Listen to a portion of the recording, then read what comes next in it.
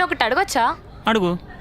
ఇప్పుడు ఒక బోట్ ఉంది అనుకో, ఆ బోట్లో మన ఇద్దరం వెళ్తున్నాం అండ్ సడన్ గా ఆ బోట్ మునిగిపోవడం స్టార్ట్ అయింది. ఓ పక్క నేను, ఇంకో పక్క బ్యాగ్ ఫుల్ ఆఫ్ చిక్కీ ఉంది. నువ్వు ఎవరిని కాపాడుతావు ఫస్ట్? ఆబ్వియస్లీ చిక్కీనే. అయితే I want be your chikki. నిజంగా శోభన్, నువ్వు కనెక్ట్ అయినట్టు నాకు ఎవ్వరు కనెక్ట్ అవ్వరు. మన థింకింగ్, మన మైండ్ సెట్, మన టేస్ట్ అన్నిటికన్నా ముఖ్యంగా నేనే స్లో ఈటర్ అంటే నువ్వు నాకంటే స్లో ఈటర్. నీకన్నా బెటర్ నాకు ఇంకెవరు దొరకరు Shobhan. I want be your చిక్కీ ప్లీజ్. నేను నీ కాంటాక్ట్ ఏమని సేవ్ చేసుకున్నాను తెలుసా? చిక్కీ.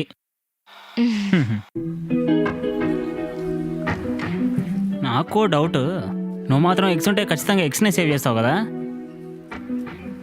నా ఫోన్లో నీ పేరు గుడ్డు అని ఎప్పుడో సేవ్ చేసుకున్నా. ఆ చిక్కీ చెప్పు. ఏం చేస్తున్నావు గుడ్డు?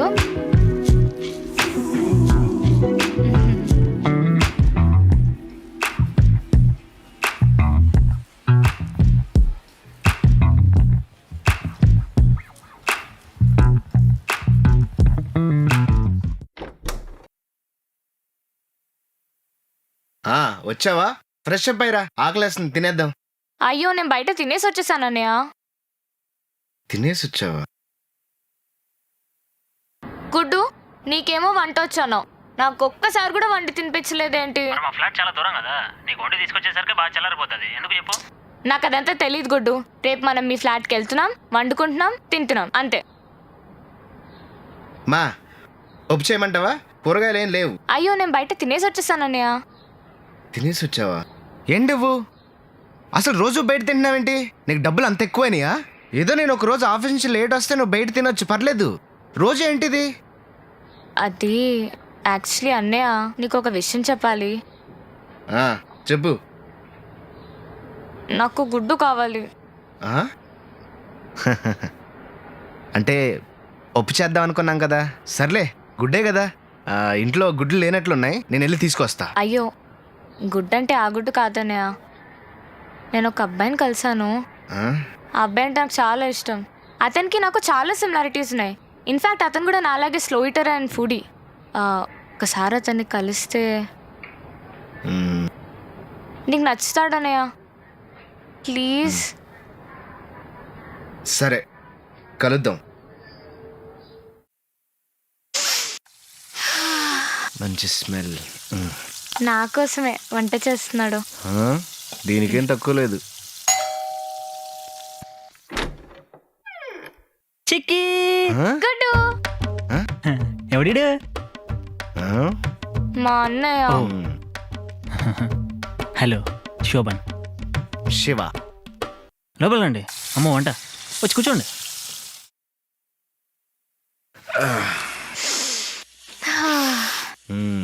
అన్నయ్య చూసావా, గుడ్డు వంట కూడా వచ్చు. యాక్చువల్లీ నువ్వు రోజు వెళ్ళి తినే రెస్టారెంట్ వాళ్ళు కూడా వంట చేస్తారు. నాకు తెలిసి ప్రపంచంలో నువ్వు తప్ప అందరూ వంట చేస్తారు. వంట చేయడం పెద్ద వింతేం కాదు. వంట వంట అంట. చిచి. చిక్కీ ఆ గుడ్డు వెళ్ళు. చిక్కీ ఏంటి చిక్కీ అని ఏం తీసుకుని వచ్చావు చెప్పాలి కదా. అంటే అంతాక ఫోన్ కట్ చేసేసరికి అన్నయ్య సడన్ గా వచ్చేసాడు, అందుకనే చెప్పేయాల్సి వచ్చింది. ఇప్పుడు ఏం చేయాలి? ఏం కాదులే.